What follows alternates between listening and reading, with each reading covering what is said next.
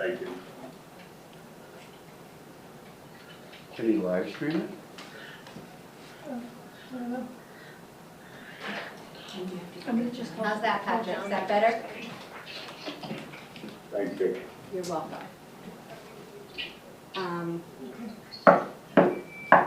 It is 20 minutes after 4, and we are convening the Hampden Riverhead Regional School District Policy Subcommittee meeting.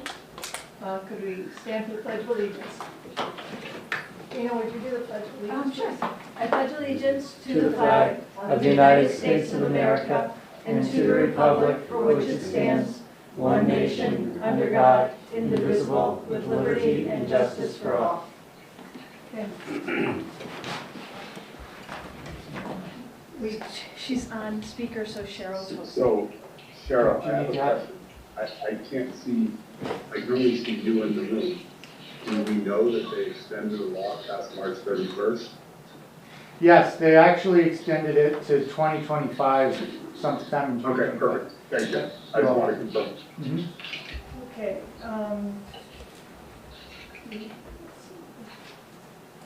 Do I need to? You just need to acknowledge that.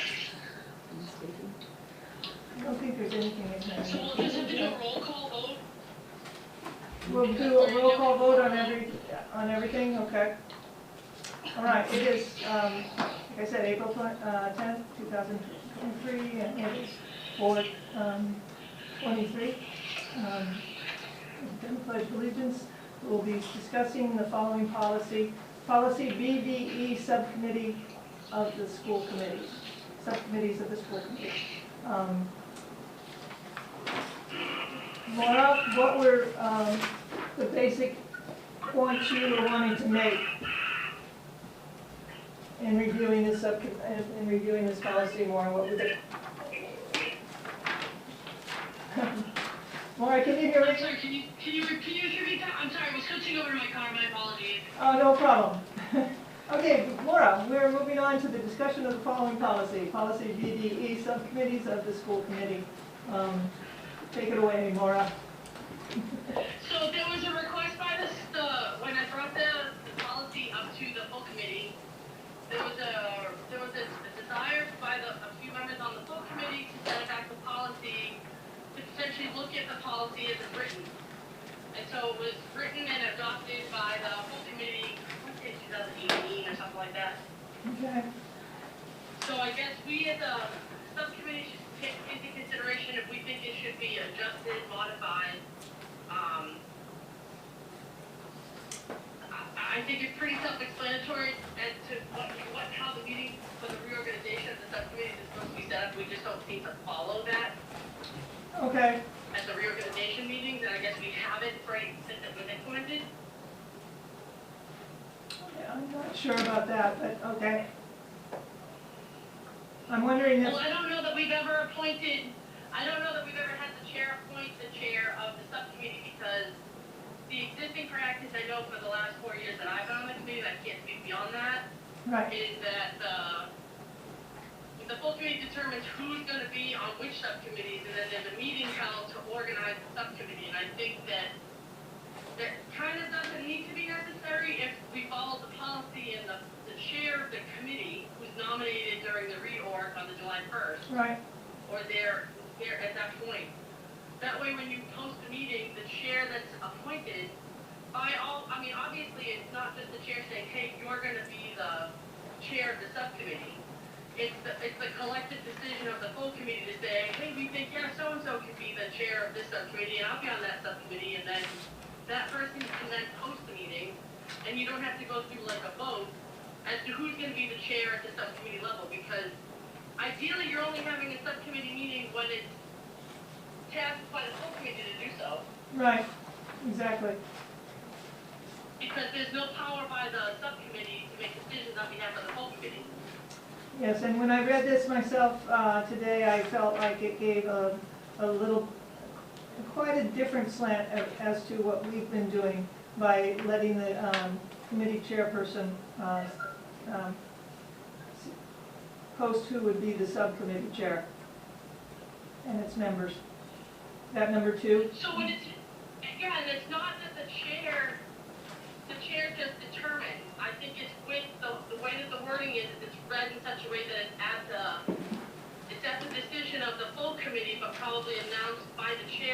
role to identify who is, you know, majority vote to be the chair of a subcommittee, I guess, if you want to call it that. Okay, I didn't see it as majority, subject to approval by the committee. So I guess, yeah, that would be the majority. Will appoint the subcommittee chairperson and its members. Yeah, So I mean, and I'm not expecting that anybody, I mean, there's suggestions for any type of change, anything that we should modify to bring back to the full committee. I mean, I personally feel that the policy is well written, it just needs to be followed. right, right. But if you or Patrick deem that, you know, we should tweak it, change it, alter it, I mean, I'm all for recommendations that we can bring back to the full committee. Patrick, do you have anything to add or want to speak now? No, I think it's pretty self-explanatory, Okay, and either we follow the policy or if we're not following the policy, do we need to change the policy? And my recommendation is we just follow the policy and roll with what the way it's written. I agree. Maura, would you like to make an motion? Well, no, I mean, I honestly don't have to make a motion, but I think if we are in agreement that we should bring the policy back to the full committee and say, you know, we had discussion about it, we determined that we should either follow the policy or not have a policy, then it's up to the full committee to determine that. Right, I don't know that, I think, I would just be interested to see how the reorganization meeting could happen if we actually followed what the policy says. yes, that would be novel. So, I mean, John, do you have any suggestions or any thoughts?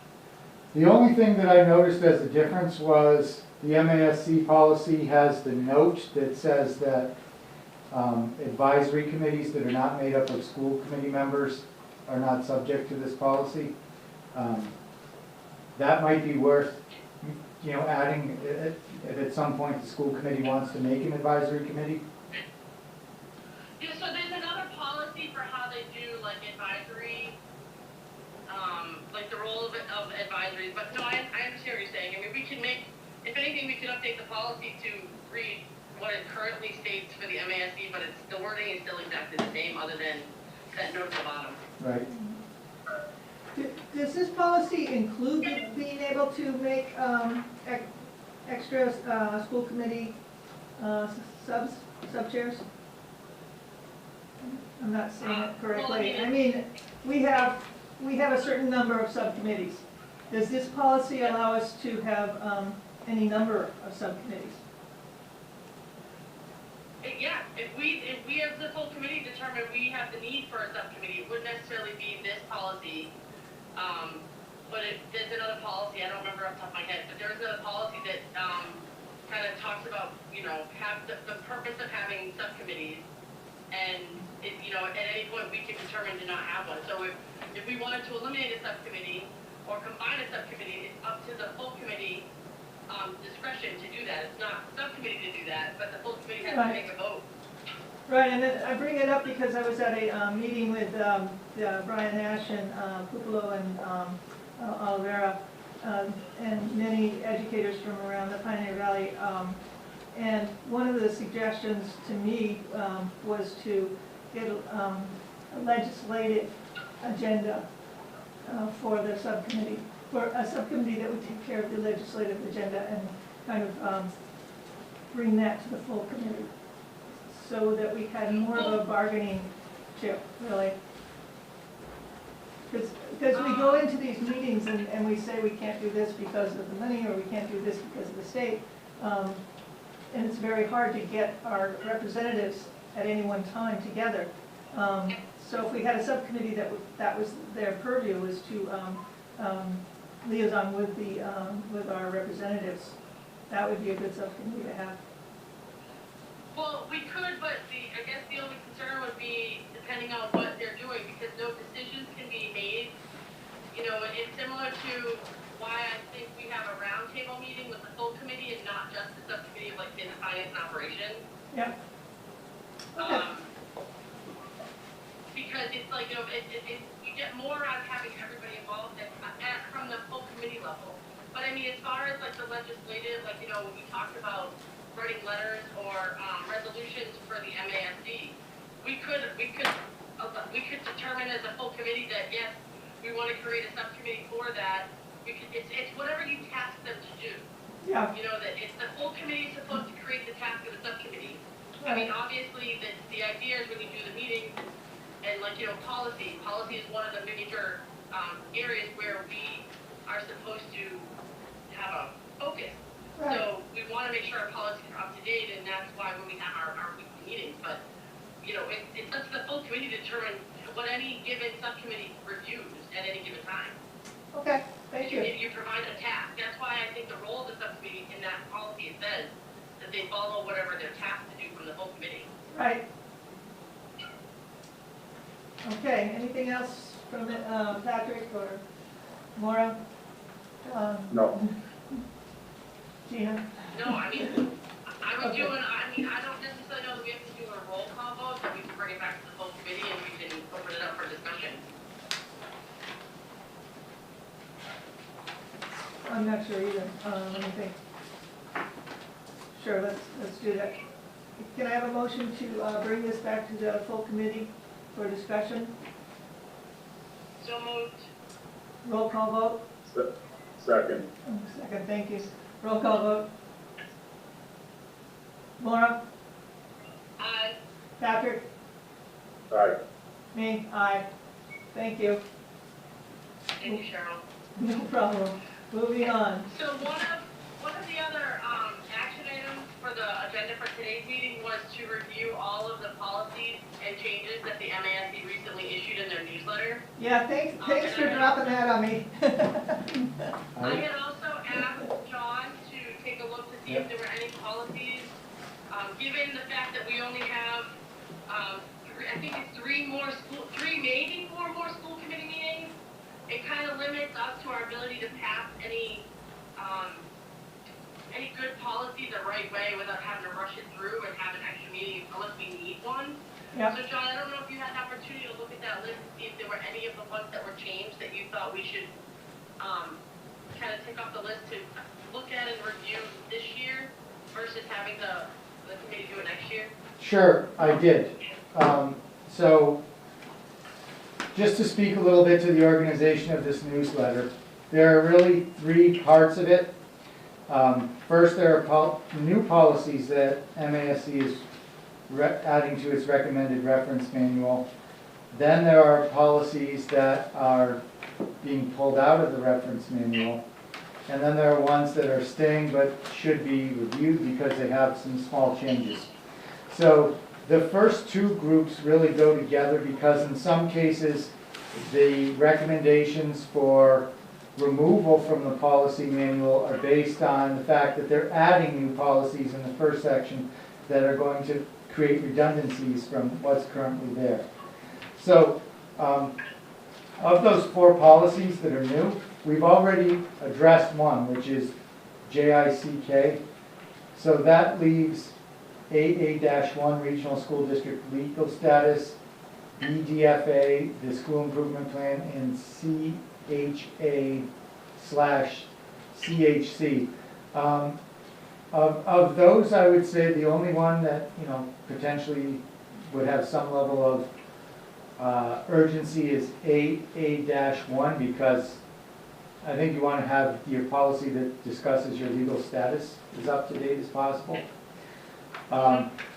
There are, within the ones that could be removed, I think there are 1, 2, 3, 4, 5, 6, 7, 8 that are not dependent on passing one of the new recommended policies, so they could be taken out now. But again, I'm not sure that there's urgency around those because they don't necessarily make big changes. They're just redundancies with other things for the most part.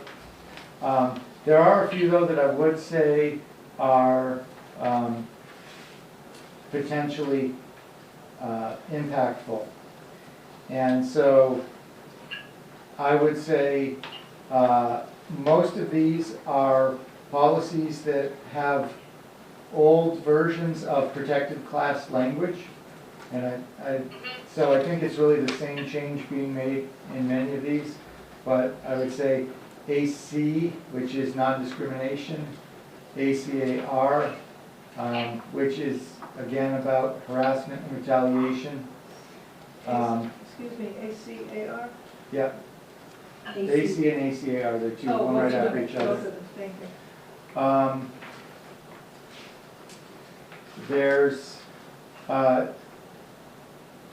GBA, which is, again, follows along the lines of just updating protected class language, so it'll be basically the same change in all of them.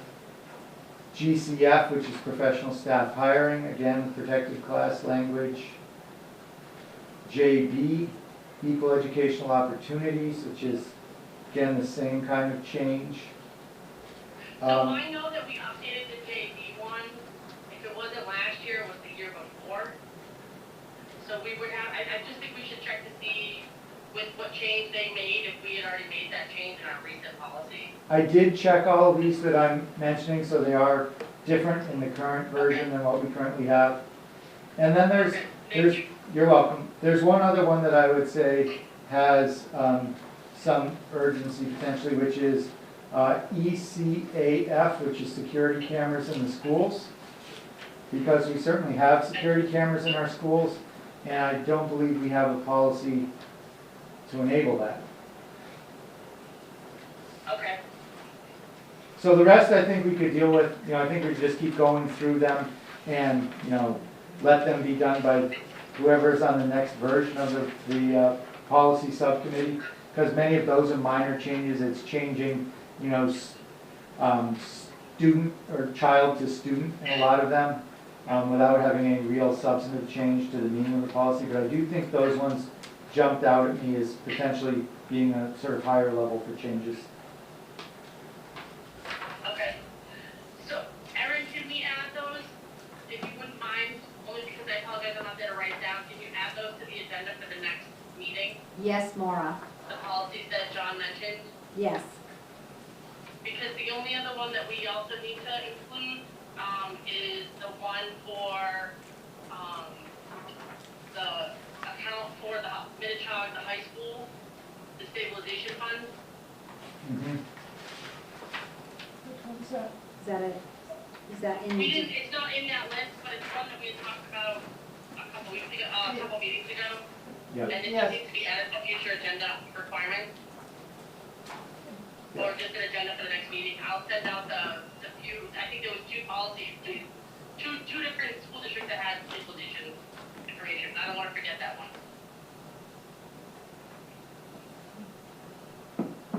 We got that. Thank you. Mhm. Laura, was there anything else that you wanted to make sure we covered? I don't think so. I mean, if we wanted to start to go through those policies, we could, but I don't need a time constraint. When you start getting into talking about the wording and changing, Yeah. before you know it, it'll be 5 o'clock. And again, I apologize for not being able to get there on time today. No need to apologize. Then I'm gonna, Patrick, it's okay with you if we put off the rest of, starting to go through the wording for another day and we adjourn? Yeah, absolutely. Can I have a motion to adjourn? Motion adjourned. All in, roll call. Second, Second, roll call vote, Maura, I Patrick, Aye. myself, aye. Thank you. Thanks, everyone. Have a good day. Cheryl's for. Okay. It is 4:41. All right. Who's, is this? Be back in